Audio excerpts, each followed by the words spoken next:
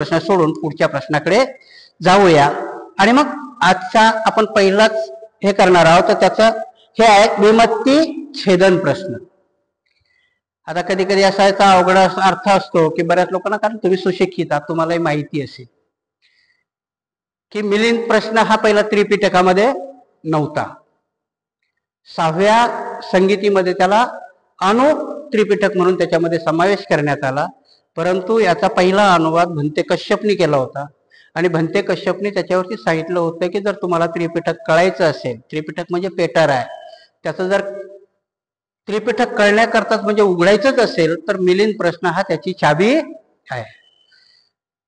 आणि मग मिलिंद प्रश्न चाबी आहे, तर म्हणजे कुठल्याही घरात जायचं असेल, त्रिपिटक तुम्हाला समजायचं असेल तर मिलिंद प्रश्न हा समजला पाहिजे। आपण लक्षण प्रश्न बघितला तर तुमच्या लक्षात आहे किंवा नाही? लक्षण प्रश्न म्हणजे नाम रूपाचा। आता पहिलाच प्रश्न त्याने विचारला होता की भंतेजी तुमचं नाव काय आहे, तर ते नागसेन सांगतात। एक थोडीशी उजळणी घेतो की नागसेन म्हणजे काय, तुमचं हात नागसेन आहे का कान नागसेन आहे? नाम रूपावरती लक्षण प्रश्न होते। आता दुसरा प्रश्न आहे विमत्ती छेदन। याचा अर्थच तुमच्या लक्षात येईल। मती म्हणजे बुद्धी आहे की नाही? आपण मती म्हणतो ना की याची मती खलास झाली। विमत्ती म्हणजे की त्या विमत्तीने विचारलेले हे प्रश्न आहे की तुमच्या मतीला छेद देणारा प्रश्न राजा मिलिंदांनी नागसेनाला विचारलेले की तुमच्या बुद्धीला छेद देणं, बुद्धीला छेद देऊन त्याच्यातून धम्म समजावून घेणं। कारण राजा मिलिंदामध्ये आणि नागसेनामध्ये पहिलाच करार झाला होता की आपली चर्चा ही धार्मिकच होईल, धार्मिक प्रश्नावरतीच असेल, तिला कुठलाही आर्थिक किंवा राजकीय प्रश्न ते नसतील। पहिलाच त्यांचा तो करार झाला होता। आणि करारही असा होता की राजा तू राजासारखे प्रश्न विचारायचे नाही, तू एका उपासकासारखे प्रश्न विचारायचे आणि मी एका भिक्षूसारखे, म्हणजे तू एका विद्यार्थ्यासारखे प्रश्न विचारायचे आणि मी एका शिक्षकासारखे त्याला उत्तर देईल।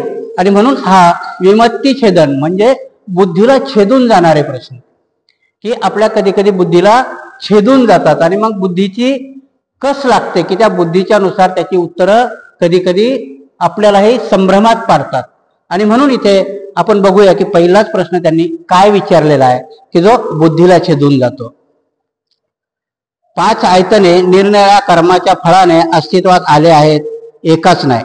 राजा म्हणाला भंते डोळे कान नाक जीभ व त्वचा ही 5 आयतने निरनिराळ्या कर्मफळामुळे उत्पन्न झाली की एकाच कर्मफळामुळे उत्पन्न झाली? महाराज अनेक कर्मफळामुळे झाले, एका कर्मफळामुळे नव्हे। भंते कृपा करून उदाहरण देऊन सांगावे। महाराज समजा एखाद्या शेतामध्ये 5 प्रकारचे बीज पेरले तर त्या विविध बीजाची फळे देखील विविध प्रकारची नाही का होणार? होय भंते, विविध प्रकारच्या बीजाची फळे देखील विविध प्रकारचीच होतील। महाराज याप्रमाणेच या 5 आयतनाची उत्पत्ती म्हणजे वेगवेगळ्या कर्माची फळे आहेत, एकाची नाहीत। भंते आपण बरोबर सांगितले। पहिलाच प्रश्न त्यांनी काय विचारला की आयतन। आयतन म्हणजे काय? की जी आपली 5 इंद्रिय आहे, नाक कान डोळा त्वचा, याला त्यांनी सांगितलं की आपल्याला जी ही उपलब्ध झालीत ही कर्मफळामुळे झालीत की कशामुळे झालीत? तर भंते नागसेन सांगतात की कर्मफळामुळेच झाली। आता तुम्ही विचार कराल की पूर्ण माणूसच कर्मफळामुळे होतो, मग त्याचा डोळा नाक हे काय कर्मफळामुळेच होतं का? इथे भंते नागसेनाने शेतात पेरलेल्या वनस्पतीची उपमा दिली की जर तुम्ही एका शेतामध्ये वेगवेगळ्या प्रकारच्या वनस्पती लावल्या, रोपल्या किंवा पेरल्या तर तीच वनस्पती उगवून येईल। म्हणजे गहू पेरला तर गहू येईल, ज्वारी पेरली तर ज्वारी येईल, जशी जशी तुम्ही पेरणी कराल। म्हणून त्यांना तेच सांगायचं इथे याच्यामध्ये मी त्याच दिवशी सांगितलं होतं की याच्यामध्ये तुम्हाला भगवान बुद्धाचे पूर्ण सिद्धांत अजमावायला भेटतील। आणि मग हा सिद्धांत आहे कार्यकारण भावाचा सिद्धांत, की कर्म सिद्धांत। भगवान बुद्धांनी सांगितलं की कर्मफळ आहे, जसं कर्म कराल तसं फळ मिळतं। मग आता तुम्ही म्हणाल की कसं बघता येईल? प्रत्येक माणसं सारखे दिसणार नाहीत तुम्हाला। डोळ्याने बघितलं की काय आहे आपलं, तुमचं पहिलं आयतन काय? तर डोळा। तुम्ही बसलेल्या सगळ्यामध्ये जरा निरीक्षण करून बघितलं तर प्रत्येकाचे डोळे तुम्हाला वेगवेगळे दिसतील। जास्त स्पष्टतापणाने जर करायला गेलं तर कोणी तिरळा असेल, कोणी एका डोळ्याने आंधळा असेल, कोणी हे असेल। मग काय ते कर्मफळामुळेच आहेत का? तर नागसेन सांगतात हो, ही पाचही आयतनं तुम्हाला कर्मफळामुळेच मिळतात. आता मी याच्यावर विश्लेषण करायला गेलो तर अगुंतर निकायामध्ये तुम्हाला सांगितलेले की कुठल्या कुठल्या कर्मफळामुळे तुम्हाला कुठली कुठली कर्म मिळतात किंवा हे मिळतात. आज जर तुम्ही बघितलं तर मी जास्त काही सांगणार नाही, परंतु दुनियामध्ये घेत असताना जर तुम्ही आयतनाचा डोळा घेतला तर तुम्हाला वेगवेगळ्या प्रकारचे, कुणी जन्मतःच आंधळा भेटेल, कुणी तिरळा भेटेल, त्याला काना म्हणतात आहे की नाही. ही कर्मफळ आहेत. मग कर्मफळ म्हणजे मागच्या जन्माची आहेत का? तर हो, काही मागच्या जन्माची आहे, काही चालू आहे. मग आता आम्ही नेहमी म्हणत असतो की विज्ञानावरती धर्म आधारित आहे. मग कधी कधी माणसाला मिळणाऱ्या कर्माचं फळ कोणाकडून मिळतं? मागच्या जन्मात असेल किंवा ते आई वडिलाकडूनही असेल. मग कधी कधी डॉक्टर सांगतात ना की आईच्या गर्भात जर असेल तर आईने अमुक अमुक हे फॉलो केलं पाहिजे, कारण तिने जास्त कुठल्या तरी गोंगाटामध्ये ऐकू नये, कारण त्याचा परिणाम गर्भावर होतो. म्हणून कर्मफळ, आता बुद्धाच्या याच्यामध्ये कर्मफळ म्हणजे काय सांगितलेलं नाही. आपण जे कर्म करू त्याचं मिळणारं फळ आहे, त्याचा मिळणारा आपल्याला प्रकार आहे, त्याचं मिळणारं उत्तर आहे. मग जर कर्म आईकडून कर्मफळ चुकलं असेल तर त्या मुलाला ते कर्मफळ भेटेल, कारण तिच्या जर याच्यामध्ये वागण्यामध्ये, खाण्यामध्ये, पिण्यामध्ये, त्या प्रेग्नेन्सीच्या काळामध्ये काही आलं असेल तर त्या मुलाच्या डोळ्यावर. म्हणून आजकाल तुम्हाला पहिल्या महिन्यापासून डॉक्टर टेस्ट करायला घेतात. त्याचा परिणाम कोणाच्या, जर आईच्या कर्मामुळे त्या गर्भामध्ये, म्हणून आजही जर एखादा मतिमंद मुलगा गर्भात असेल तर गर्भपात करायला सांगतात, कारण शक्यतोवर गर्भपात 3 महिन्याच्या अगोदर केल्या जातो. आणि बघा, बुद्धाचं तत्वज्ञान कधी खाली जात नाही. 3 महिन्याच्या नंतर जवळजवळ सर्व अवयव निर्माण झालेले असतात आणि म्हणून गर्भपात करता येत नाही. म्हणून तुमच्या तिथेच गर्भामध्ये तुम्हाला त्या सुधारणा करण्याचे प्रयत्न केले जातात. परंतु एवढं केल्यानंतरही पूर्वजन्मीचं कर्मफळ जर स्ट्रॉंग असेल तर मुलगा आंधळाच जन्माला येतो. मग याच्यात तुम्हाला कितीही कर्मकांड वाचत असेल तरी नागसेन बंतेजी सांगतात की तुम्ही जे बीज लावाल तेच बीज तुम्हाला येईल. म्हणून कधी कधी जन्मताच माणूस आंधळा येतो, कधी कधी मुका येतो. मुका म्हटल्यावर तुमच्या जिभेचं त्या इंद्रियाचं आहे.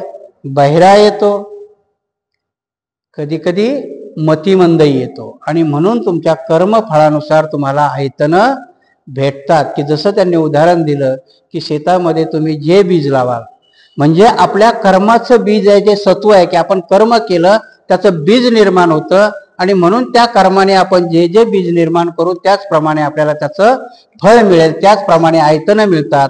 आणि राजा मिलिंदाला इथे समाधान होतं की हो, जसं आम्ही कर्म करतो त्याचनुसार आम्हाला आयतनं निर्माण. आयतनं म्हणजे कान, नाक, डोळा, जीभ आणि त्वचा. दुसरा प्रश्न आहे कर्माची प्रधानता. राजा म्हणाला, बनते, सर्व मनुष्य सारखेच का होत नाहीत?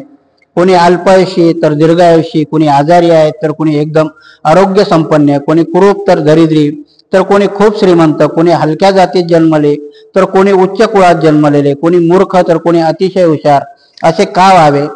स्थवीर म्हणाले, सर्वच वनस्पती एकसारख्या नाहीत. असे का? काही आंबट, काही खारट, काही तिखट, काही कडू, काही तुरट आणि काही तर अत्यंत गोड असतात. असे का बरे व्हावे? बनते, बीजात भिन्नत्व असल्यामुळे या वनस्पतीच्या चवीत भिन्नत्व दिसून येत असले पाहिजे, माझा असा अंदाज आहे. बाराच बरोबर. तुम्ही सांगितल्याप्रमाणे मनुष्य मात्राचे आपापले कर्म वेगवेगळे असल्या कारणाने ते सर्व एकसारखे नाहीत. कोणी अल्पायुषी तर कोणी दीर्घायुषी असे पाहण्यात येतात. महाराज, खुद्द भगवान बुद्धानेच म्हटले आहे की हे मानव जीव सर्वच आपल्या कर्माचीच फळे भोगत असतात. सर्व जीव आपल्या कर्मफळाचे स्वतः मालक आहेत. आपल्या कर्मफळानुसार भिन्न भिन्न योनीत जन्मास येतात. कर्म हेच खरे नातेवाईक व कर्म हेच आश्रयस्थान आहे. कर्मामुळेच मनुष्य मात्राची अशी विभागणी झालेली आहे. भगवान बुद्धाला राजा मिलिंदाने प्रश्न विचारला की जर माणसामध्ये बघितलं तर कितीतरी भेद आहेत. बुद्धीला छेदणारा प्रश्न तो विचारतो की काय म्हणतो की आपल्यामध्ये कुणी जन्मताच मरतं, कुणी जन्माला आला तर कोणी उंच आहे, कोणी काळा आहे, कोणी गोरा आहे,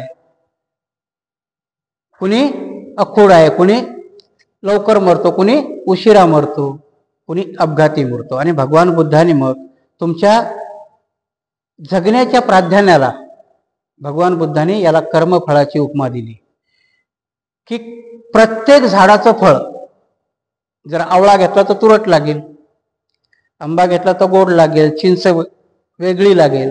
आणि म्हणून नागसेनीचं उदाहरण देतात की जसं प्रत्येक वनस्पतीची चव वेगळी असते तसंच माणसाचंही आहे. भगवान बुद्ध याच्या पुढे जाऊन सांगतात. भगवान बुद्ध सांगतात की आयुष्य त्यांनी मागे आपण इथे बऱ्याच वेळेस मला वाटतंय बुद्ध आणि त्याचा धम्म याच्यामध्ये बघितलंय की भगवान बुद्धाने आयुष्याला पंथीची उपमा दिली होती. माणसालाही की आजही आपण बघितलं तर प्रत्येक माणूस हा वेगवेगळ्या प्रकारचा दिसेल तुम्हाला. जगामध्ये कुठलाही माणूस जरी एका आईला जुळे झाले तरी पण त्यात काही ना काहीतरी फरक असतो. आणि म्हणून प्रत्येक माणूस एकसारखा नाहीये. कशामुळे होतो? तरी कर्मफळच आहे, कर्मफळामुळेच. म्हणून भगवान बुद्धाने त्यावेळेसही सांगितलं की माणूस का होत नाही, तर कर्मफळ असल्यामुळे माणूस निर्माण व्हायचा. म्हणून एकाच आईच्या पोटी खूप मोठा भिक्षूही निर्माण होतो आणि एकाच आईच्या पोटी खूप मोठा चोरही जन्माला येतो. काय असतं त्याच्या पाठीमागचं? तर हे कर्माचं प्राधान्य आहे. म्हणून भगवान बुद्धांनी सांगितलं, नागसेनही सांगतात की महाराज कुठलाही माणूस, म्हणून इथे त्यांनी उपमा वनस्पतीची दिली जी चालत आली. पण तुम्हाला सांगायचं तर भगवान बुद्धांनी आपल्या उपदेशामध्ये सांगितलं होतं की जेव्हा माणसाला जन्म मिळतो, रंगरूप मिळतं, हे त्याच्या कर्मफळामुळे मिळतं. कारण भगवान बुद्धाला त्यांच्या अंगावर 32 लक्षणं आणि 80 गुणाची ही होती. ही प्रत्येकाला साध्य आहेत का? आपण जर म्हटलं आज युरोपमध्ये गेला तर चांबडी एकदम गोरी मिळेल तुम्हाला. तो फरक कशाचा आहे? वातावरणाचा आहे. पण तिथेही माणूस कोणी 5 फूट आहे, कोणी 2 फूट आहे, कोणी 1 फूट आहे. हे कशाचं कारण आहे? जर आपण विज्ञानातही गेलं आणि बघण्यातही जर गेलं तर शक्यतोवर आई वडील जर ठेंगणे असतील तर मुलंही ठेंगणी होतात. परंतु आई ठेंगणी आहे, बाप उंच आहे. वैज्ञानिक दृष्ट्या आपण जर बघितलं तर बऱ्याचशा गोष्टी ह्या आई वडिलाच्या जीन्स कडून मिळतात. भगवान बुद्धाने आपल्याला त्यावेळेस सांगितलं की आयुष्य आणि तुम्हाला मिळणारा शरीर यष्टी ही कर्मफळामुळेच मिळते. आता सांगितलं तर मग आपलं शरीर आपण आपलं म्हणतो की नाही? माझं शरीर आहे म्हणतो. खरंच हे माझं आहे का? कारण कुठलीही गोष्ट जिला आपण माझी म्हणतो तिनं आपलं ऐकलं आहे की नाही? जर माझी आहे तर तिनं माझं ऐकलं पाहिजे की नाही? मग आता आपण या शरीराला काय देत नाही? दर रविवारी मटण खायला देतो, चांगलं चांगलं खायला देतो. मग त्याला म्हणा बरं हे शरीर आता तू काही म्हातारा होऊ नको. ऐकतं का ते? ऐकत ना. तुमचं नाहीच आहे, ते कर्मफळाचं आहे. आणि म्हणून भगवान बुद्धाने त्यावेळेस सांगितलं की तुमचं आयुष्य ही तुमचं नाही. माणसाची उपमा देताना त्यांनी सांगितलं की दिव्यासारखा आहे, की जो माणूस त्या दिव्यामध्ये तेल, वात आणि प्रकाश असतो. प्रकाश कधी विसतो? एक तर त्या दिव्यातलं तेल संपलं तर, एक तर ती वात संपली तर, किंवा मोठा वारा बिरा आला तर. मग भगवान बुद्ध तेलाला कशाची उपमा देतात? तुमच्या आयुष्याची. साधारणतः तुमचं आयुष्य 100 वर्षाचं आहे. वातीला उपमा कशाची देतात? तुमच्या पुण्याची, की तुमचं कर्मामुळं तुमच्या पुण्य किती आहे. आणि जर तुमच्यावालं आयुष्य संपलं म्हणजे तेल संपलं, वात शिल्लक जरी असली तरी दिवा विसतो. भगवान बुद्ध कर्माचा उदाहरण देताना तिथं सांगतात की दिवा कसा विसतो? तुमचं कर्म, तुमचं पुण्य जर संचित असेल तर मात्र तुम्ही पूर्ण आयुष्य जगता. परंतु जर तुमचं पुण्य संपलं म्हणजे दिव्यातलं तेल संपलं, वात शिल्लक जरी असली तरी दिवा विझतो. जर तेल शिल्लक म्हणजे तुमचं पुण्यकर्म शिल्लक आहे पण वातच संपली म्हणजे तुमच्यावालं आयुष्यच संपलं, तर मात्र दिवा विझतो. तेलही आहे, वातही आहे, दिवा विझतो. कारण कुठला तरी मोठा वारा येतो किंवा उंदीर येऊन त्या दिव्याला खाली पाडून टाकतो, म्हणजेच त्याला म्हटलं कुठेतरी आपला ऍक्सिडेंट होणं, हार्ट अटॅक येणं, याला अकाल मृत्यू म्हटलं. भगवान बुद्धांनी मृत्यूचे हे 3च प्रकार सांगितले आणि तिने याला कर्म सिद्धांत लावलेला. कर्मामुळेच्या सगळ्या गोष्टी होतात. म्हणून कोण मोठा कोण छोटा हे तुमच्या कर्मफळामुळे आहे. आणि म्हणून पुढच्या जन्मात तुम्हाला जर धर्मेंद्र व्हायचं असेल तर ह्या जन्मात चांगली कर्म केली पाहिजे. बायकालाही ऐश्वर्या राय व्हायचं असेल तर आपल्या सासूला चांगलं सांभाळलं पाहिजे. आपण तशी कर्म केली पाहिजे. आणि म्हणून नागसेनी ते सांगतात की राजा, छोटा मोठा कमी ही सगळी तुमच्या कर्मफळाची गोष्ट आहे. कर्मफळाशिवाय दुसरं कशालाही साध्य होत नाही. आणि म्हणून कर्म हे चांगले केले पाहिजेत, तरच तुम्हाला मनुष्याने त्या कर्माविषयी सदा प्रयत्नशील राहिलं पाहिजे. भंते आपण म्हणाले होते की सद्यस्थितीत दुःखाचा नाश करण्यासाठी आणि भविष्यात येणाऱ्या दुःखास पायबंद घालण्यासाठी म्हणून आम्ही प्रवज्जित होतो. होय महाराज, असे सांगितले आहे. भंते, परंतु आपण प्रवज्जित होऊन भिक्षू म्हणता ते पूर्वजन्मीच्या कर्मफळामुळे की या जन्मी त्यासाठी प्रयत्न करण्यासाठी? सईर म्हणाले, महाराज, जे काही पूर्वजन्माचे कर्मफळ लाभायचे ते तर आपोआपच लाभणार, परंतु जे काही दुःख निवारणाच्या दृष्टीने करणे शिल्लक आहे त्यासाठी तेथून पुढचे प्रयत्न करावे लागणार आहे. कृपा करून उपमा देऊन सांगा. महाराज, तहान लागल्यावर आपण एखादी विहीर किंवा तळे खोदावयास सुरू करता की काय, जेणेकरून पाणी प्यावयास मिळावे? नाही म्हणते. महाराज, याप्रमाणे पूर्वजन्मीचे कर्मफळ तर आपोआप लाभणार, परंतु ते काही दुःख निवारणाच्या दृष्टीने करणे शिल्लक आहे, त्यासाठी येथून पुढे करावे लागणार आहे. कृपा करून दुसरे उदाहरण देऊन सांगा. महाराज, भूक लागल्यानंतर आपण शेतीची मशागत, धानाची पेरणी, कापणी करावयास सुरुवात करता की काय, जेणेकरून भात घालण्याकरता मिळावा? महाराज, याप्रमाणे पुनर्जन्माची फळे तर आपोआपच मिळतात, परंतु दुःख निवारणाच्या दृष्टीने करणे शिल्लक आहे, यासाठी या जन्मात प्रयत्न करायचे असतात. आता बघा, परत बुद्धीला भेदून जाणारा प्रश्न राजा मिलिंद विचारतो की तुम्ही म्हणता की कर्म फळामुळेच आहे, मग आता तुम्ही भिक्षू झाले, हे तुमच्या मागच्या जन्माचं कर्म असलं पाहिजे ना काहीतरी. मग जर मागच्या जन्माचं कर्मफळ आहे, तुम्ही भिक्षू झालात आणि तुम्हीच लोक सांगता की भिक्षू होणं कशा करताय, तर चांगल्या मार्गावर आडून होणं, निर्वाण पदाकरता प्राप्त होणं. जर हे मागच्या कर्माचं फळ आहे तर मग ह्या जन्मात करायची काही गरज आहे का? राजा मिलिंदाचा प्रश्न आहे की मागच्या जन्माच्या कर्मफळामुळे ठीक आहे, म्हणजे आताही जर आपण आधुनिक दुनियेत पाहायला गेलो तर आपण काय म्हणू की अंबानीच्या घरात जन्म झाला, कोणाचं आहे, त्याच्या पूर्वजन्मीचं कर्मफळ आहे. आता मीही भिक्षू झालो म्हणजे माझं पूर्वजन्मीचं कर्मफळ आहे, मग मी आता फक्त खाली भिक्षू झालो म्हणून असंच जगायचं का? तर भंते सांगतात की नाही, पूर्वजन्मीच्या कर्मफळाचं फळ तुम्हाला भेटणारच आहे.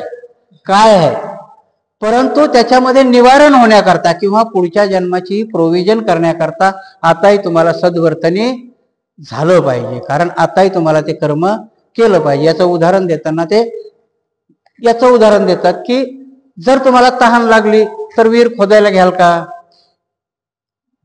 मागच्या जन्मात तुम्हाला देह भेटला, मागच्या जन्मामुळे तुम्हाला कुळही भेटलं, मागच्या याच्यामुळे तुम्हाला आयतनही भेटले, मागच्या जन्मामुळे तुम्हाला चांगल्या गोष्टी भेटल्या, आणि म्हणून आपण काहीच न करता हे होईल का? तर नाही, प्रोव्हिजन तर केली पाहिजे की नाही.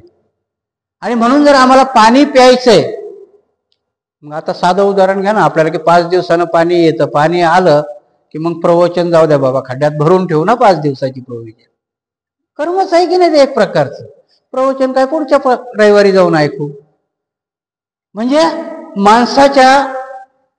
मनुष्यानं सदैव प्रयत्नशील कशा करता राहिलं पाहिजे की मला मिळणाऱ्या कर्मफळाची प्रोव्हिजन. कधी कधी काय होतं की समजा तुम्हाला प्रॉव्हिडंट फंड भेटला, बँकेत टाकला, मग काय करायचं, संपेपर्यंत काही करायचंच नाही का? तुम्हाला माहिती नाही ना तुम्ही किती वर्ष जगणार आहात. मग तसंच आहे तुमच्या पुण्याच्या संचिताचं, की पुण्याचं संचित आहे, त्याचं फळ तुम्हाला मिळणार आहे, पण तुम्ही किती दिवस राहणार आहेत हे अनिश्चित आहे. आणि मग पुढच्या कर्माच्या फळाकरताही तुम्हाला प्रयत्न केले पाहिजे. आणि म्हणून इथे सांगतात नागसेन की राजा, तहान लागल्यावर विहीर खोदण्यात अर्थ नाही, म्हणून त्याच्याकरता आतापासूनच माणसाने प्रयत्न केले पाहिजेत. आणि मग चांगले प्रयत्न केले तर चांगलं फळ मिळेल, वाईट प्रयत्न केले तर वाईट फळ मिळेल. म्हणून राजाची गोष्ट असते की राजाला बी सांगितलं की तू जर विचार केला की कुठल्या तरी राजाने समजा आपल्यावर आक्रमण केलं, मग मी सगळ्याला बोलवीन, येईल, आपण सैन्य जमा करून मग त्यांच्याशी लढायला जाऊ, असं होईल का?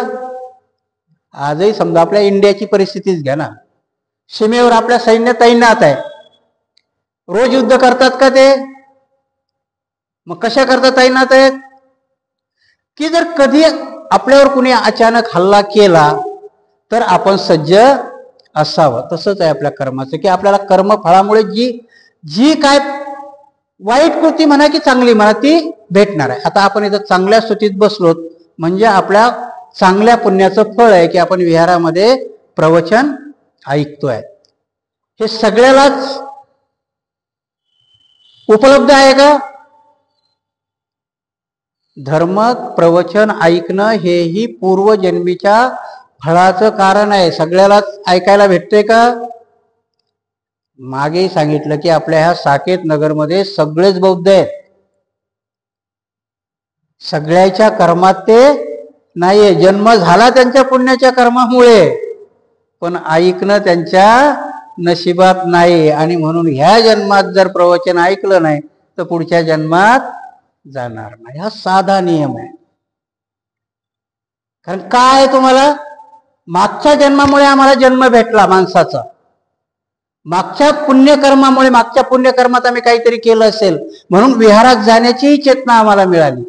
कारण आम्ही ही प्रोव्हिजन करतोय की प्रॉव्हिडंट फंड जरी झाला तरी तो आम्ही व्यवस्थित ठिकाणी गुंतवला तर ते दर महिन्याचा कुठं रिकरिंग मध्ये गुंतवा, कुठे 5 वर्षाकरता गुंतवा, ही प्रोव्हिजन आहे तुमच्या जीवनाची, की कर्मफळ हे तुमची प्रोव्हिजन आहे. म्हणून इथे सांगतात की माणूस हा नेहमी प्रयत्नशील असला पाहिजे. ते राजाला सांगतात नागसेन भंतेजी की राजा एका ठिकाणी बसून किंवा मागच्या जन्मात केलंय आणि हे जर तुम्ही गृहीत धरून ठेवला तर ते संपायला वेळ लागणार नाही. प्रॉव्हिडंट फंडाची किंमत किंवा प्रॉव्हिडंट फंडाचा पैसा संपायला वेळ लागणार नाही, ती जर तुम्ही व्यवस्थित ठिकाणी त्याची इन्व्हेस्टमेंट केली नाही. म्हणून मागच्या जन्माची फळं जरी ह्या जन्मात तुम्हाला, कारण आपण माणसं आहोत, चांगले बसलो, चांगले खातोत पितोत म्हणजे आपली मागच्या जन्माची पुण्याई आहे.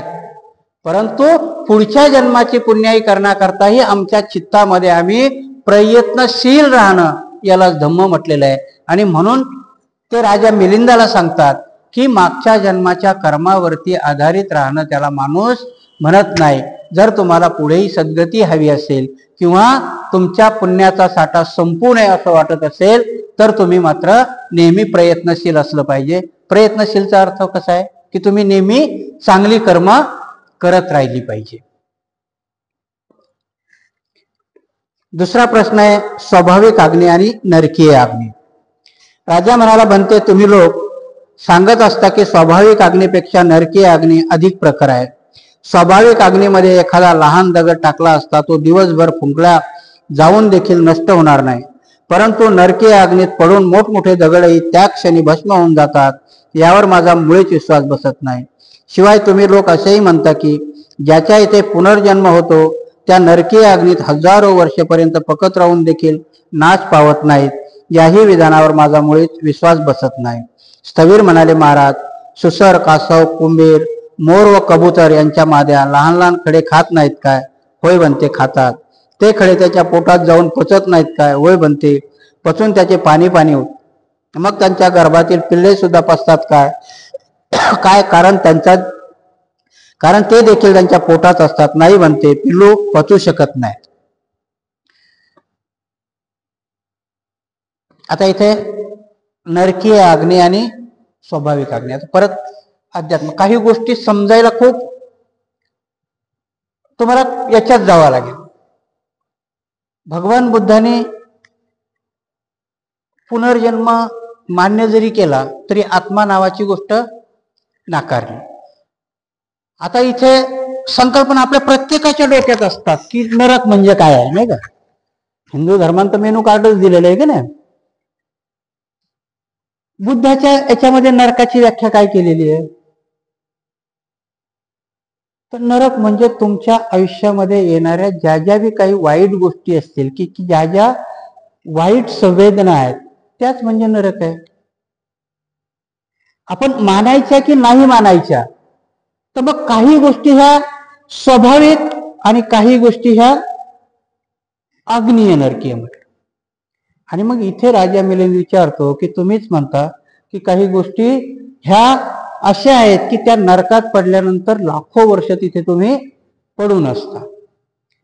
मग परत बुद्धाचा निर्वाणाचा सिद्धांत इथे लागू होतो की कधी तुम्ही मुक्त होता त्याच्यातून, की जेव्हा निर्वाण प्राप्त होतं तेव्हा तुम्ही या जाती जरा मरण महापरिमुच्च स्वामी, जन्म रोग मृत्यू हे दुःखाची कारण आहेत की नाही, एक प्रकारचा नरक आहे. ह्या नरकातून कधी सुटका होते की तुम्ही जर निर्वाण पावलात किंवा अर्यंत झालात. आता खूप मोठा वाद सध्या सुरू आहे मला वाटते. भिक्षुनी बाबासाहेबाला बोर्डवरती लावलं महाप्रयाण, आहे की नाही, आम्ही सगळेच खवळलो. आणि मग आम्ही काय म्हटलं, महापरिनिर्वाण का नाही. आता अर्थच आम्हाला कळत नाही. निर्वाण म्हणजे काय, की आता परत जन्म नाही. बाबासाहेबाला काय म्हटलं, बोधिसत्व. बोधिसत्व ही निर्वाणाच्या वरची ही आहे. का बोधिसत्व, तर बोधिसत्व निर्वाण नाकारतात. बोधिसत्व स्वतःहून निर्वाण नाकारतात. का, ज्या समाज घटकामध्ये त्यांनी जन्म घेतला तर त्यांची ती प्रतिज्ञा असते की हा समाज घटक पूर्ण मी ह्या दुःखातून काढल्याशिवाय मी तुमचं निर्वाणपद स्वीकारणार नाही. त्याला काय म्हणतात, बोधिसत्व. आणि म्हणून सत्व म्हणजे काय, बीज. सत्वचा अर्थ काय, बीज. बीजाला झाड येतं की नाही. आणि म्हणून बोधिसत्व हे कोणाचं बीज आहे, सम्यक संबुद्धाचं. बोधिसत्व पुढे काय होणार आहे, सम्यक संबुद्ध. निर्वाण म्हणजे परत जन्म ना घेणं. परिनिर्वाण म्हणजे काय, देह सोडणं. कारण निर्वाण हिंदू धर्मामध्ये ज्याला मोक्ष म्हटलं ते कधी मिळतं, मेल्यानंतर. हिंदू धर्मात निर्वाण हा शब्द नाही, कारण बौद्ध धर्मात निर्वाण हे तुम्हाला जिवंतपणे भेटतं. अर्हंत तुम्ही जिवंतपणे होता, परंतु निर्वाण मिळाल्यानंतर अंगावर चिवर असेल तरच तुम्ही शरीर धारण करू शकता. आणि म्हणून बिंबिसाराची पत्नी खेमा होती ना, तिला ग्रहस्थ असताना ती अर्हंत झाली. आणि म्हणून भगवान बुद्धांनी सांगितलं की आता तू भिक्षुनी हो. जर भिक्षुनी नाही झाली तर मग मात्र तुला शरीराचा परित्याग करावा लागेल. म्हणून शरीर त्यागण्यासहित परिनिर्वाण होऊन त्याला म्हणतात महापरिनिर्वाण. बाबासाहेबाचं महापरिनिर्वाण झालं नाही. बाबासाहेबांनी निर्वाण नाकारलं, कारण त्यांना सम्यक संबुद्ध होऊन तुमच्या ह्या समाजामध्ये सगळं त्यांना तुमच्या असणारे दुःख मुक्त करायचे. कारण ही संकल्पनाच आपण नाकारतो, कारण आपण एवढे सेन्सिटिव्ह आहेत की आपण बाबासाहेबाविषयी आपण सगळेच जण म्हणत जातो की महापरिनिर्वाण नाही म्हटलं की बाबासाहेबाचा अपमानच झाला. ही आपली संकल्पना आहे. परत दुसरी गोष्ट काय की आमचे मोठमोठाले लोकही लिहिताना लिहितात की बाबासाहेब आधुनिक बुद्ध होते. मग मी परत ते सांगितलेल्या गोष्टी आपण बाबासाहेबालाच नकार देतोय का. बाबासाहेब प्रत्येक ठिकाणी लागतात की मी 3 गुरु गेले. पहिलेच गुरु आहेत भगवान बुद्ध, आहेत की नाही. दुसरे गुरु आहेत कबीर. तिसरे गुरु आहेत महात्मा फुले. मग जेव्हा बाबासाहेब स्वतः बुद्धाला गुरु मानतात, भगवान बुद्धाने बोधी प्राप्त झाल्यानंतर कोणालाही गुरु मानलं नाही. जर बाबासाहेब बुद्ध असते तर त्यांना गुरु मानायची काही गरज आहे का. नंतर सिद्धार्थ गौतम बुद्धाने मागच्या 27 बुद्धालाही गुरु नाही मानलं. मानलंय का, असं म्हटलेत का की दीपांकर भंतेजी माझे गुरु होते. आणि मग आम्ही कधी आमच्या डोक्याने विचार करणार आहोत की जेव्हा बुद्ध हा देवाचा, माणसाचा, प्राण्याचा, सगळ्या सृष्टीचा शास्त्र आहे. आणि म्हणून बाबासाहेब जेव्हा सम्यक संबुद्ध होतील तेव्हा ते पूर्ण सृष्टीचे शास्त्र होतील. आता बाबासाहेब बोधिसत्व आहेत आणि म्हणून आपण त्या प्रार्थना केल्या पाहिजे की बाबासाहेबांनी लवकर बुद्ध होऊन यावं. कारण आपण परत त्या कुबाना आपले शिकले सवरलेले लोक परत जातात. कारण बुद्ध आल्यानंतर भगवान बुद्ध जेव्हा ह्या जम्बूद्वीपामध्ये आले तेव्हा जवळजवळ दुःख नष्ट झालेली होती. त्यांच्या हयातीमध्ये त्यांच्या संघामध्ये सगळे अरंत असायचे. आता आहेत का? बुद्धाचं शासन चालू आहे. बुद्धाचं शासन चालू आहे म्हणूनच तुमची विहार आहेत. मध्ये बुद्धाचं शासन खंडित झालं होतं म्हणून इथून बुद्ध धम्म लोप पावला होता. खंडित झालं होतं म्हणजे नष्ट झालं नव्हतं. आणि म्हणून इथे तीच गोष्ट सांगते की नरकीय यातना काय असतात तुमच्यावाल्या, तुमच्या चालू यातना काय असतात. आणि म्हणून आपण आपल्याला ते समजण्यामध्ये असतं. आणि म्हणून इथे नागसेन बनतेजी त्यांना समजावून सांगतात की मोर झालं, कोंबडी. कधी तुम्ही कोंबडीचं निरीक्षण करा. कोंबडी खडे खाते, गारी. मोर पण गारी खातो. आणि गारी आणि खडे ते फसवतात पोटामध्ये. इथे नरकाची उपमेला ते उदाहरण देतात नागसेन बनतेजी की जर तो पक्षी दगड पोटामध्ये पचवतो पण त्याच पोटामध्ये तिच्या अंड असतं, त्याला मात्र ती पचवत नाही, ते जन्माला यावा लागतं. आता तुम्ही मटण बिटन खाता की नाही? बायाही मटण खातात ना, हड्डी खातात, पचवल्या जाते पोटात. मग गर्भ तर मासाचा ओळा असतो ना, तेच पोट त्या गर्भाला का नाही पचवत? नरकीय यातनाच आहेत. आणि म्हणून आपण जन्म घेणं, तुम्हाला सुगती म्हणजे तेवढ्या पुरती असेल, पण जन्म घेणं हे एक प्रकारचं नरकच आहे की नाही? त्या नरकामध्ये आपण यातनाच भोगत असतो. आणि म्हणून जोपर्यंत निर्वाण पदाला जात नाही तोपर्यंत आपण ह्या नरक यातनाच भोगत असतो. मग स्वाभाविक आणि अग्नीय म्हणजे ज्याला आग म्हणतो आपण, ह्या कुठल्या नरक यातना आहेत की ज्या स्वाभाविक आहेत की आज आपण इथे बसलो, आपण व्यवस्थित जगतो, व्यवस्थित आपण प्रपंच चालवतो, व्यवस्थित सगळं करतो. यातना आहेत, नरक आहे, परंतु तो स्वाभाविक आहे. तुम्ही जर कधी बघत गेलात तर कोणाला कोड फुटलाय, कोण रोडवरती आहे, कोणी कुठे त्याला घर नाही राहायला, ह्या नरकीय यातना आहेत, अग्नीय यातना आहेत. आणि म्हणून नागसेन बनतेजी इथं सांगतात की तुम्हाला ह्या दोन्ही यातना सहन कराव्या लागतात. जोपर्यंत तुम्ही तुमच्या मार्गावर आरूढ होऊन निर्वाणापर्यंत जात नाहीत त्या प्रत्येकाला स्वाभाविक आणि नरकीय यातना भोगाव्या लागतात. की जसं इथला प्रश्न काय विचारलेला आहे त्यांनी की जर मागच्या जन्मात तुम्हाला चांगलं फळ केलेलं आहे तर तुम्हीच सांगता की काही काही कर्मफळ अशी आहेत की तुम्हाला त्या नरकामध्ये राहावं लागतं. म्हणून इथेही नागसेन सांगतात की त्या नरकामध्ये तुमचा जन्मही होतो. आज माणसाचा जन्म नरक यातनाच आहेत ना. विचार जर केला, समजा तुम्ही काय करताय, तुम्ही ग्रस्त जीवनामध्ये लग्न झालं, मुलं झाली, अच्छा सुख काय म्हटलं तुम्हाला की कुठलीही चिंता नसणे. काही माणसांना लाखो रुपये पगार आहे, काहीला 2000 रुपये पगार. 2000 प्रपंच करणारी लोक आहेत, लाखो रुपयातही न करणारी लोक आहेत. मग तुमच्या तृष्णा म्हणजेच तुमच्या नरक यातना आहे. कुठलीही गोष्ट तुम्हाला समाधान देत नाही. मुलगा पास झाला तर 80% का नाही झाला, 90% का नाही झाला, दुःखच आहे ना. आणि म्हणून ह्या दुःखाच्या यातना स्वाभाविक यातना आहेत, परंतु काही काही यातना ह्या नरकीय यातना आहेत. आणि म्हणून इथे भंते सांगतात की माणसाला जोपर्यंत तुम्ही सगळ्या अष्टांगिक मार्गाने किंवा चांगल्या कर्माने जगणार नाही तोपर्यंत तुम्हाला ह्या नरकामध्ये राहावंच लागेल.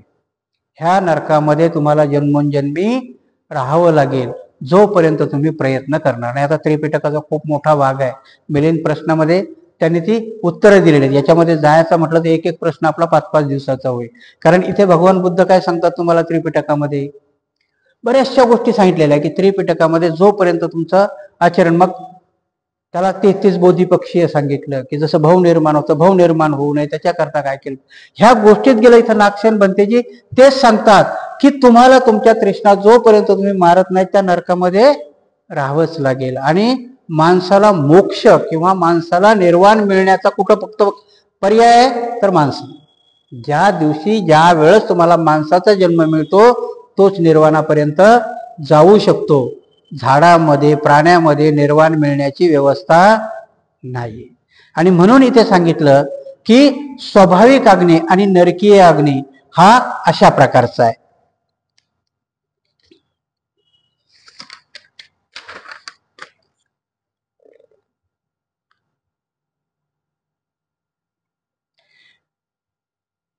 जगाचा आधार कोणता हा पुढचा प्रश्न आहे. राजा म्हणाला, बनते तुम्ही लोक म्हणता की पृथ्वी पाण्यावर थांबली आहे, पाणी हवेवर थांबले आहे आणि हवा अंतराळावर थांबली आहे. या विधानावर सुद्धा माझा विश्वास बसत नाही. राजा विचारतो की तुम्ही म्हणता की ही पृथ्वी पाण्यावर थांबलेली आहे, पाणी हवेवर आणि हवा वरच्या अवकाशामध्ये याच्यामध्ये. तर त्यांना ते नागसेन भंतेजी आपल्या भिक्षापात्रामध्ये पाणी घेतात आणि मग त्यांना ते दाखवतात की आता हे पाणी कशावर थांबलेलं आहे. आज आपण बघितलं तर आपण पृथ्वीला आधार कशाचा आहे. वैज्ञानिक दृष्ट्या गेल्या तर पृथ्वी फिरते. मग पृथ्वीला आधार कशाचा आहे. गुरुत्वाकर्षण आहे ना. गुरुत्वाकर्षणामुळेच पृथ्वी फिरते ना. नाही तसं कधी कधी झालंय का चालत चालत गेला तर पृथ्वीहून पडलात आणि मंगळावर पोहोचलात. आजही स्पेसमध्ये जी आहे, स्पेसमध्ये एक स्टेशन निर्माण केलंय ना. कल्पना चावला बिवला तिथं स्पेसमध्ये आहे. काहीतरी बिघाड झालाय म्हणून तिला पृथ्वीवर येता येत नाही. तर जग कशाला म्हटलंय की जगाचा आधार काय. पृथ्वी हा ग्रह आहे. जग कशाला म्हटलंय. आपली लिमिटेड व्याख्या होते की जग म्हणजे पृथ्वीवर असणारे देश. बुद्धाने त्याला जग नाही म्हटलं, बुद्धाने चक्रवाल म्हटलं. आणि मग पृथ्वीवरील जगाचा आधार काय सांगितला तर पाणी सांगितलं. आजही तुम्ही जर बऱ्याचशा गोष्टी असतात की प्रत्येक जण म्हणतात नाही पाणी नाही, हवेवर हवा जर नसेल तर माणूस मरतो, पाणी नसेल तर माणूस मरतो. मग जगाचा आधार काय ते यांनी पाणी सांगितलं. मग पाण्यावर आधार, पाण्यात काय, मग पाणी हवा होते, पाण्यापासूनच बाष्प बनतं ना, बाष्पापासून हवा. आजही तुम्ही पाण्याला वेगवेगळ्या प्रकारची नावं सगळ्या ठिकाणी असेल, पण H2O हा प्रत्येक ठिकाणी वैज्ञानिक दृष्ट्या आहे की नाही. पाण्याला H2O म्हटलं की नाही. तर H2O म्हणजे पाणी ह्या पृथ्वीवर आवश्यक आहे. चंद्रावरती लोक जाऊन आले, चंद्रावरती हवा निर्माण का नाही होत तर पाणी नाही. कारण पुढची स्टेप, पाण्याच्या पुढची स्टेप काय आहे, हवा आहे. हवा म्हणजे नंतर बाष्प आहे. आणि याच्यावरती ते भंतेजी याच्यामध्ये घेतात भिक्षापात्रामध्ये आणि ते सांगतात की आता कशावरती तरंगलेलं आहे. भिक्षापात्रामध्ये पाणी हवेवरच तरंगलेलं आहे ना. आणि मग एकमेकाला ते पूरक आहेत आणि म्हणून जग हे एकमेकावरती आधारित आहे, पूरक आहे. नागसेन भंतेजी त्यांना ह्या प्रकाराने समजावून सांगतात की जगाला आधार एकमेकाचा आहे. कारण जोपर्यंत पाणी हवा आणि हे एकत्र येत नाहीत तोपर्यंत जग निर्माण होणार नाही. म्हणून आजही जेवढ्या जेवढ्या ग्रहाचा शोध लागला तिथं जीव वस्तू सापडले का, पृथ्वीवरतीच सापडले. आणि म्हणून पृथ्वीला आधार गुरुत्वाकर्षणाचा असेल, परंतु पृथ्वीवरच्या जगाला आधार मात्र हवा, पाणी आणि वाफ याचाच आहे. आणि इथे प्रश्नाचे उत्तर त्यांना पटतंय. निरोध आणि निर्वाण. राजा म्हणाला, भंते निरोध होणे म्हणजे निर्वाण आहे काय. होय महाराज, निरोध म्हणजे निर्वाण होय. भंते निरोध होणे म्हणजे निर्वाण हे कसे काय. महाराज, सर्वच मूर्ख माणसे संसारिक इंद्रिय व विषय सुखाच्या उपभोगात मग्न राहतात, त्यातच आनंद मानतात, त्यातच गर्क राहतात, त्यास एकदम चिकटून राहतात. मानवाची लालसा म्हणजे एखाद्या महापुरासारखी दुथडी भरून ये आणि अशा महापुरात व्यक्ती वाहून जातात. त्यामुळे वारंवार जन्म, वृद्धत्व, मृत्यू, शोक, चेतना, खेद, निराशा यामधून त्याची सुटका होत नाही. थोडक्यात दुःखातून त्याची मुक्तता होत नाही. परंतु महाराज, शहाणे लोक भगवंताचे अनुयायी अशा इंद्रिय व विषय सुखाच्या मोहजाळात फसत नाहीत, त्यात ते आनंद मानित नाहीत, त्यात गर्क होऊन चिकटून राहतात. राहत नाहीत. त्यामुळे त्यांची लालसा निरोध पावते. लोभ निरोध पावल्यामुळे जीव इच्छा निरोध पावते. जीव इच्छा निरोध पावल्यामुळे पुनर्जन्म थांबतो. पुनर्जन्मच नसल्यामुळे जन्म, वृद्धत्व, मरण, शोक, वेदना व निराशा इत्यादी दुःख समूह जगाच्या जागी थांबतो. अशा दुःखाचा अंत घडतो. यालाच म्हणतात निर्वाण. याप्रमाणे महाराज निरोध होणे म्हणजे निर्वाण होणे. त्यांनी प्रश्न विचारला की महाराज तुम्ही म्हणता की निर्वाण, निर्वाणाचा खरा अर्थ आहे मालवणे म्हणजे विजणे. तर राजा मिलिंद विचारतो की म्हणते की तुम्ही निरोध म्हणजे निर्वाण म्हणता, विजणं म्हणजे तुम्ही निर्वाण म्हणता. मला काही हे पटत नाही की कुठलीही गोष्ट. मग आता एखाद्या झाडाचं मुळात सगळं तोडलं म्हणजे त्याला निर्वाण पावला का तो? राजा मिलिंद म्हणतो हे मला काही पटत नाही. झाड उन्मळून पडलं तर ते निर्वाण पावलं का? माणूस मेला, नष्ट झाला म्हणजे मालवण म्हणजे माणूस मेला, तर तो निर्वाण पावला का? बनते नागसेन म्हणतात नाही, त्याला निर्वाण म्हणत नाही. निरोधाला निर्वाण म्हणतात. पण कुठला निरोध असावा? त्याला उदाहरण देताना बनते निरोध उदाहरण देतात की एखाद्या झाडाचं निर्वाण कधी होतं की त्याला फळच नाही आलं तर. पण झाडाला फळ आलं, बी आलं तर दुसरं झाड उगवणार. माणसाचंही तसंच आहे. जोपर्यंत तुमच्या इच्छा आहे तोपर्यंत तुम्ही जन्म घेणार, मुलाला जन्म देणार, ही प्रथा चालू राहणार, हे भव चालू राहणार. म्हणून त्याला निर्वाण म्हणता येणार. निर्वाण कशाला म्हणायचं तर निर्वाण तुमच्या आतल्या तृष्णा मिटल्या. भव म्हणजे घर. भव कशाला म्हटला का नाही? भवसागरात, किंवा आपण लग्नाच्या पत्रिकेत लिहितो की नाही, 2 जीव आता भवसागरात प्रवेश करत आहे. किती मोठं तत्वज्ञान पत्रिकेत लिहितो पण कोणालाच कळत नाही काय भानगडे. भव म्हणजे आम्ही पुनर्जन्माची व्यवस्था करून ठेवली. भव म्हणजे घर निर्माण होणं. म्हणून बुद्ध जेव्हा त्यांना बुद्धत्व प्राप्त होतं आणि जेव्हा मार त्यांना विचारतो की तू नेमकं बुद्धत्व प्राप्त झालं म्हणजे काय झालं, तर बुद्ध सांगतात की परत जन्म घेण्याचं घर कुठलं आहे हे मला आता माहिती झालं, ते घरच मी नष्ट करून टाकलेलं आहे. म्हणजे माझ्या आत असलेल्या सगळ्या तृष्णा, लोभ हे नष्ट झालेले आहेत. आणि म्हणून इथेही की निर्वाण त्याला म्हटलं जातं की माझ्या अंतर्मनात असणारे लोभ, वासना, मोह हे सगळे नष्ट झालेले आहेत. नुसत्या तृष्णाच नाही तर माणसाची लालसाही. कधी कधी आपण विचार करतो की चांगलं कर्म आणि वाईट कर्म, 2 कर्म असतात की चांगलं कर्म आहे, वाईट कर्म आहे. तर माणसाला वाईट कर्म न केल्यामुळेच निर्वाण मिळतं का? नाही. चांगल्या कर्माचीही लालसा तुमच्या मनात का असता कामा नाही, रिकामा झाला पाहिजे पूर्ण. म्हणून त्याला नागार्जुनी माध्यमिक शून्यवाद म्हटलं की तुम्ही पूर्ण रिकामे झाले पाहिजे. जोपर्यंत माणूस पूर्ण रिकामा होत नाही तोपर्यंत त्याला निर्वाण मिळत नाही. आणि म्हणून निरोध की माझ्या प्रत्येक वासनेला निरोध म्हणजे मी त्याला अटकाव करणं, याला निर्वाण म्हटलेलं आहे. संपणं याला निर्वाण नाही, मालवणं याला निर्वाण नाही. शब्दशः अर्थ जरी असेल तरी बनते त्यांना समजावून सांगतात की राजन की अटकाव जरी हा असला पण जोपर्यंत ही प्रोसेस थांबत नाही, की आपली प्रोसेसच आहे ना, की माणसाच्या प्रत्येक गोष्टीला जन्म घेतला, 7 वर्षाचा होईपर्यंत तुमच्या वासनेला पुष्टी कोण देत असतं? आई वडील देतात ना. मूल जन्माला आलेला ते काही मागतं का? त्याला श्वासोश्वास घेतं. पहिला राग व्यक्त करतं ते रडून त्याला श्वासोश्वास घेता येत नाही म्हणून. म्हणजे त्यांनी पहिली मागणी केलेली असते श्वासोश्वासाची. परंतु भौतिक सुख मागताना मात्र त्याला 7 वर्षे व्हावं लागतात. मग ते भौतिक सुख मागायला करतं. तोपर्यंत ते नागडं फिरलं तरी त्याला काही वाटत नाही. वाटतं का? मुलाला कुठल्याही घ्या तुम्ही, 7 वर्षाच्या होईपर्यंत लज्जा हे धन त्याच्याजवळच असतं.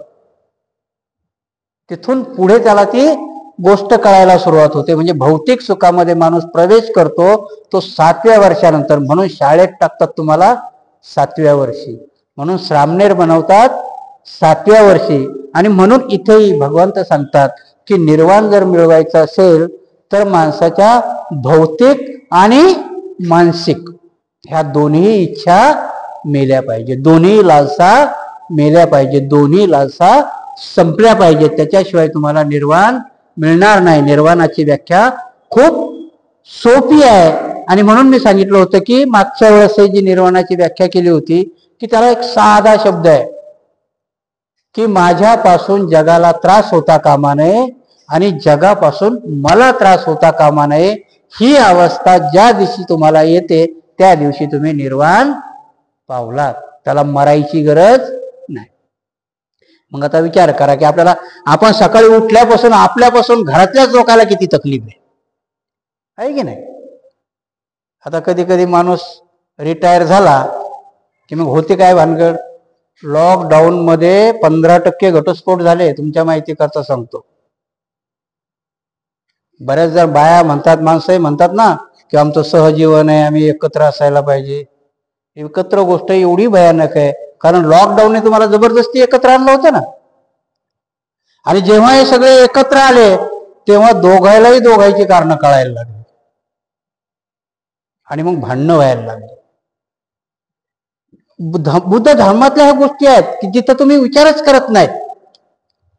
माणूस जेव्हा रिटायर होतो तेव्हा नेमकं काय होतं. जेव्हा कामावर असतो तेव्हा त्याला पूर्ण पगार भेटतो पण माणूस अर्धाच घरी असतो. 8-10 घंटे बाहेर असतो की नाही. तो तेवढ्या पुरताच घरी असतो. जर बायको गृहिणी असेल तर मात्र इज्जतीत त्याची सेवा करते की बाबा आलास, 8-10 घंटे काम करून आलास, व्यवस्थित चहा घे, पाणी. मग दोघं जर कामाला असतील मग मात्र घरी आल्यावर दोघांनी सांगितलं मी जर भांडे धुतो तर तू चहा कर. पण नेमकं लॉकडाऊन मध्ये काय झालं, दोघं घरीच होते ना. आणि रिटायर झालेला माणूस काय होतो, मग पगार अर्धा होतो आणि माणूस पूर्ण होतो. पूर्ण माणूस घरी राहतो ना आणि पगार अर्धाच येतो आणि मग भांडणं व्हायला सुरुवात होते. तेच आहे अध्यात्मामध्ये, तेच आहे तुमच्या धम्मामध्ये की तुम्हाला कळलं पाहिजे की आम्ही अर्धे कधी आहोत आणि पूर्ण कधी आहोत. आणि म्हणून रिटायर झालेल्या माणसानं कधीही किचन मध्ये लुडबुड करू नये, भांडणं होतात. रिटायर झाला की मग आता याला स्वतः बनवायची हौस येते ना. मीठ कुठे भाजी कुठे याला माहिती नाही तरी पण करायला जातो आणि बिघडून बसतो. त्या बाईच्या स्वातंत्र्यावर गदा आणतो. ही नेहमी डबा करून देत असते पण हा रिटायर झाल्यावर तिथं चुलबुड करतो. करू नये, हा धम्म आहे. जशी देत होती तशी आताही खा ना. कारण तुम्ही माणूस पूर्ण झाला पण पगार अर्धा झाला. आता तर पगारच नाही म्हणजे पेन्शनच घालवली ना. ह्या धम्माच्या याच्यामुळे सांगितलं की निर्वाणाच्या गोष्टी तशाच आहेत की जोपर्यंत तुम्ही पूर्ण खाली होत नाहीत, म्हणजे बायकोनी काय मी रिटायर झालं, जोपर्यंत तुम्ही कामावर असता तोपर्यंत डबा व्यवस्थित असतो. माझ्या निर्वाणाचा अर्थ मी तुम्हाला सांगत होतो की माझ्यापासून दुसऱ्याला दुःख नाही आणि जगापासून मला दुःख नाही. आपल्यापासून भरपूर दुःख आहे आणि दुसऱ्यापासूनही आपल्याला दुःख आहे. कारण माणूस लवकर उठला तरी घरचे लोक काय म्हणतात, कशाला लवकर उठला, आता कुठे कामाला जायचंय, पडायचं ना 8 वाजेपर्यंत. आणि ते उशिरा उठलं म्हणजे याला काही काम धंदा नाही म्हणून पपड आहे आपलं कुशल. म्हणजे दोन्ही गोष्टीतून तुम्हाला हे नाही. म्हणून जगाच्या दृष्टीने ज्या दिवशी माणूस ह्या दोन्ही गोष्टीला साध्य होईल, ज्या दिवशी आम्हाला आमच्या वागणुकीनुसार कुणी आम्हाला लवकर उठलं तरी नाव ठेवणार नाही आणि उशिरा उठलं तरी नाव ठेवणार नाही, ही अवस्था ज्या दिवशी आम्हाला प्राप्त होते त्या दिवशी आम्ही निर्वाण पावतो. आणि मग आता आपण विचार करायचा की ते निर्वाण पावण्याकरता आम्ही कसे प्रयत्न केले पाहिजे. धम्म इथून सुरुवात होतो. इथेच नागसेन बंतेजी त्या राजाला सांगतात की राजा, निर्वाण एवढी सोपी गोष्ट नाहीये. निर्वाण मिळवण्याकरता माणसाला ती चैन तोडावं लागते. आजही बऱ्याचशा गोष्टी आपण सर्कल आहे ना, बिना सर्कलचं काहीही घडत नाही. म्हणून मी सांगितलं ना की धम्म माणसाला धम्माची कधी गरज पडते की जेव्हा माणूस समूहामध्ये येतो. एकट्या माणसाला धम्माची गरज आहे का? जंगलात गेला आणि एकटाच राहिला. धम्म म्हणजे आचरण आहे ना. धम्म म्हणजे आचरण आहे. कसं राहावं, कसं खावं, कसं प्यावं, कसं उठावं. भगवान बुद्धाने सगळ्या गोष्टी सांगितलेल्या आहेत. तुम्हाला अचंबा कराल तुम्ही भगवान बुद्धाने तुम्हाला बाथरूमला कसं बसायचं हेही विनयात सांगितलेलं आहे, कसं खावं हेही विनयात सांगितलेलं आहे, किती घास खावं हेही सांगितलेलं आहे. आणि म्हणून ही चेन तुम्हाला जर तोडायची असेल तर त्यानुसार गेलं पाहिजे. नाहीतर आम्ही आजही का होत नाही निर्वाणाचा हा प्रश्न जेव्हा राजा मिलिंद विचारतो की तुम्ही सांगता की निर्वाणाकरता हे होतं, हा प्रश्न मला काही पटत नाही. भिक्षू होतो ना आम्ही, भिक्षूचा मेन उद्देश काय असतो? निर्वाण मिळवणं हा भिक्षूचा मेन उद्देश आहे. नाही तर नुसतं मुंडन केलं, अंगावर चिवर घेतलं. तुम्हाला या गोष्टी सांगतो ह्या नाहीये. भगवान बुद्धाच्या काळामध्ये अपेक्षित नव्हत्या. भगवान बुद्धाच्या काळामध्ये जोपर्यंत थेरो होत नाही तोपर्यंत प्रवचन द्यायला मुभा नव्हती. पण ते थेरो निश्चित असेच थेरो होत होते का? आता आम्ही 10 वर्ष झाले की थेरो म्हणतो. परंतु त्यावेळेच्या थेरोच्या परीक्षा असायच्या. वर्षावासामध्ये जसं तुमच्याकरता उपवास सांगितलं तसं भिक्षू करता 15 दिवसाला उपवास सांगितलेले आहे. 15 दिवसाला आमच्यामध्ये झालेले बदल, आमच्यामध्ये झालेल्या चुका, आमच्या झालेल्या त्या आम्ही कबूल केल्या पाहिजे एका मोठ्या भंतेजीच्या समोर. काय शिकलो आम्ही? आणि जेव्हा त्या भंतेजीला पटत होतं की आता हा परफेक्ट झाला, तेव्हा सामनेराला उपसंपदा दिल्या जात होते. आणि उपसंपदा झाल्यावर 5 वर्षानंतर तो 10 वर्षांनी थेरो झाला, तेव्हा त्याला सांगितलं जात होतं की आता तू धम्म सांगण्याचा परफेक्ट झाला. तर त्याला, नाही तर मग बाकीच्यांचं काम काय होतं? आता काही भंतेजी तर सारीपुत्त आणि महामोगलायन पहिले पंचवर्गीय भिक्खू, त्यातला कोंडान्य तर भगवान बुद्धाचं पहिलं प्रवचन ऐकतानाच अरंत झाला. मग तुम्ही विचार करा की भगवान बुद्धाच्या प्रवचना अरंत होत होतं. अरंत म्हणजे सांगितलेली गोष्ट रिकामा होणं. भगवान बुद्धाने त्या सुत्तात काय सांगितलंय? 4 आर्य सत्य नारा अष्टांगिक मार्ग. धम्मचक्र प्रवसन सुद्धा काय सांगितलेलं आहे? 4 आर्य सत्य आणि आर्य अष्टांगिक मार्ग. हा ऐकता ऐकताच कोंडन्य अरंत झाला, निर्वाण पदाला पावला. जरा विचार करून बघा ते ऐकण्यात आणि सांगण्यात काय भानगड असेल. आर्य अष्टांगिक मार्ग तुम्ही कितीतरी वेळेस ऐकला असेल की नाही? कितीतरी भिक्षुकडून तुम्ही ऐकला. का नाही आपल्यातला अरंत होत? व्हायला पाहिजे की नाही? भगवान बुद्धांनी तेच सांगितलं ना. आणि मग इथे की निर्वाण पदाला जाण्याकरता अरहंत असावं लागतं. सम्राट अशोकाला तिस्साचं काय ऐकलं सम्राट अशोकाने? ते अरहंत होते. अरहंत लोकांचंच ऐकल्या जातं, साध्या भिक्षूचं किंवा साध्या माणसाचं ऐकल्या जात नाही. कारण त्यांनी सांगण्याची लयच तशी असते, सांगण्याची ढबच तशी असते. कारण ते अंतर्मनात जाऊन बसतं. मी किती डोकं आपटून सांगितलं तरी ते बसणार नाही, कारण मी बुद्ध नाही. मग अपेक्षा काय सांगूच नाही का? रस्त्यावर चालणं. आमचं सांगणं म्हणजे कसं आहे? रस्त्यावर चालणं. चालत राहा म्हणजे कुठेतरी तुम्हाला तो शास्ता भेटेल, तो भिक्षू भेटेल, तो मार्गदाता भेटेल, तो मास्तर भेटेल. आणि म्हणून निब्बाण सुखापर्यंत, निब्बाणापर्यंत जाण्याकरता भंते नागसेन सांगतात की राजन, की तू जो विचार करतो की निब्बाण म्हणजे मरण नाही. राजा मिलिंद तोच म्हणतो ना की तुम्ही म्हणता की निब्बाण म्हणजे निरोध, निब्बाण म्हणजे संपणं. तर नागसेन भंतेजी सांगतात की राजा, तू जसा विचार करतो तसं निब्बाण हे निरोध नाहीये किंवा मरण नाहीये. कारण ही 4 वाकाची व्याख्या होती.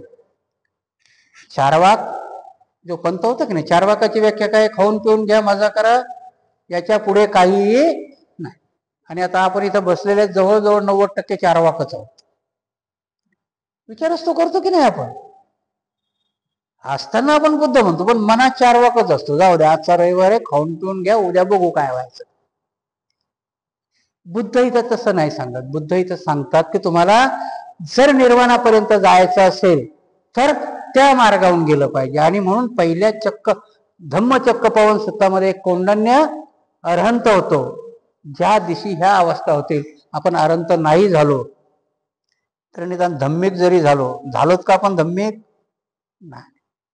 धम्मिक होण्याचा परत आपण अर्थ वेगळाच काढतो. धार्मिक होणं म्हणजे काय? पंचशील म्हणणं, बुद्धवंदना म्हणणं, धम्मवंदना म्हणणं, हे आहे का? मग एखादं उठून लगेच नाही कामाचं मग कशाला दिल्यात?